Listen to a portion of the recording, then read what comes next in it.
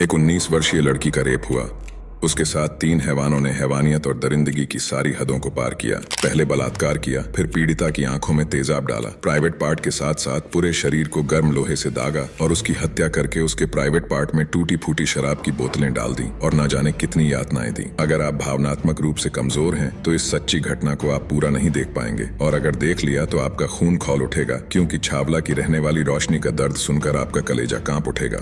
निचली अदालत और हाई कोर्ट ने हैवानों को ये कहते हुए फांसी की सजा सुनाई थी कि ये वो हिंसक जानवर हैं जो सड़कों पर शिकार ढूंढते हैं। लेकिन सुप्रीम कोर्ट में जो हुआ वो हैरान कर देने वाला था। दरअसल सर्वोच्च अदालत ने फांसी की सजा पा चुके कसूरवारों को 11 साल बाद बरी कर दिया। अब आप सोच रहे होंगे कि आखिर इतने घिनौने अपराध के लिए कोर्ट ने बरी क्यों किया। ये तो आपको पूरी वारदात सुनकर ही पता चलेगा। इतना ही नहीं, सुप्रीम कोर्ट जिन 3 आरोपियों रवि, राहुल और विनोद को बरी किया था, उनमें से एक आरोपी विनोद ने बरी होने के 79 दिन बाद यानी 26 जनवरी 2023 को एक ऑटो चालक की गला रेत कर हत्या कर दी थी।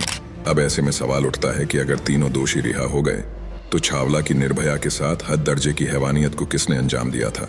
दिल्ली के वसंत विहार में पैरामेडिकल की निर्भया कांड से 10 महीने पहले की ये ऐसी घटना थी जिसमें एक लड़की के साथ इस कदर दरिंदगी की गई थी जिसे सुनकर किसी भी इंसान का कलेजा कांप जाए। आइए जानते हैं उस रात रोशनी के साथ क्या हुआ था।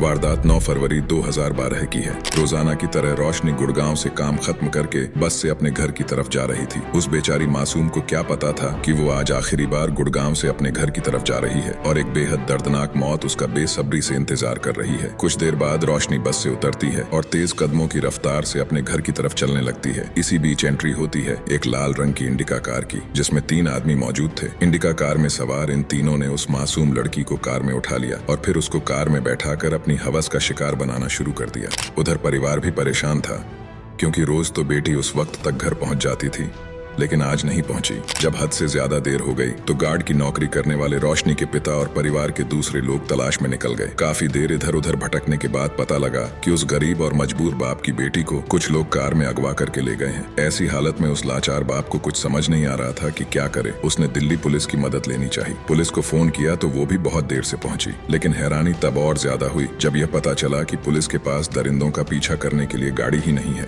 उधर जैसे जैसे वक्त गुजर रहा था वैसे वैसे लड़की उन दरिंदों की शैतानियत को झेल रही थी। दरिंदों ने हरियाणा पहुंचकर पहले तो शराब खरीदी और फिर एक सुनसान जगह पर चले गए। अब उन्होंने शराब पीकर अपनी हैवानियत दिखानी शुरू किया। तीनों ने रोशनी के जिस्म पर जगह जगह नोचा, दांतों से काटा। शराब के नशे और जिस्म की हवस में ये तीनों हैवान अपनी हैवानियत का मुजाहिरा कर रहे थे। वो दरिंदों से रहम की भीख मांगती रही, लेकिन उन पर हवस का ऐसा भूत सवार था कि वो तीनों सुनने को तैयार नहीं थे। एक तरफ दारू का नशा और दूसरी तरफ हवस का भूत, तीनों लड़के हैवान बन गए थे। अब रोशनी बदहवास हो चुकी थी। वो इन दरिंदों से पीने के लिए पानी मांग रही थी। इन जालिमों के दिलों में मौजूद कहीं थोड़ी सी इंसानियत ने अपनी आवाज उठाई तो उन्होंने सड़क किनारे गाड़ी रोककर पास में पड़े एक मटके से रोशनी को पानी पिलाया। इसके बाद इन दरिंदों के मन में रोशनी को जान से मारने का ख्याल आया। उन्होंने अपने इस मकसद को हासिल करने के लिए सबसे पहले वही मटका उठाकर उसके सिर पर मार दिया जिससे थोड़ी देर पहले उन्होंने रोशनी को पानी पिलाया था। इसके बाद जो हुआ वो डरा देने वाला है।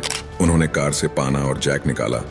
अब उन्होंने इन औजारों से लड़की के सिर पर हमला करना शुरू कर दिया। रोशनी पहले ही वार में जमीन पर धड़ाम से गिर गई। वो तड़प तड़प कर बेहोश हो गई थी। इन दरिंदों के मन में इस वक्त लड़की को मारने का प्लान तो था ही, अब उन्हें ये भी ख्याल आ गया कि इसकी पहचान किस तरह छुपाएं। तो उन्होंने जुल्म की इंतहा को और बढ़ा दिया। उन्होंने उसके चेहरे को जलाया, गाड़ी के साइलेंसर से औजारों को गर्म किया और उसके प्राइवेट पार्ट समेत जिस्म पर जगह जगह दागना शुरू कर दिया।